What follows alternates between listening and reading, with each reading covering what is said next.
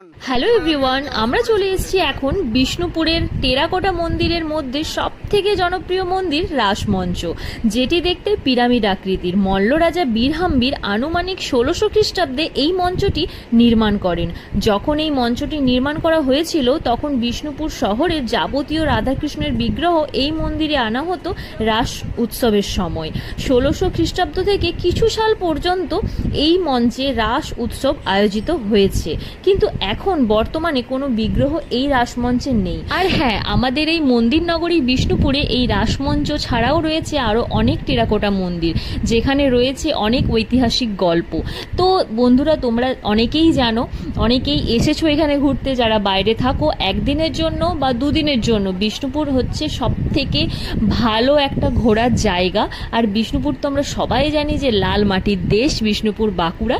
তো যাই হোক, তোমরা কিন্তু এখানে এসে এই রাসমঞ্চে এসে টিকিট কেটে নিলে সেই টিকিটেই কিন্তু তোমরা ঘুরতে পারবে বিষ্ণুপুরের আদার্স যত মন্দির আছে সব মন্দিরেই। তো তোমাদের এই ব্লগটা কেমন লাগলো সেটা কিন্তু অবশ্যই কমেন্ট করে জানাতে ভুল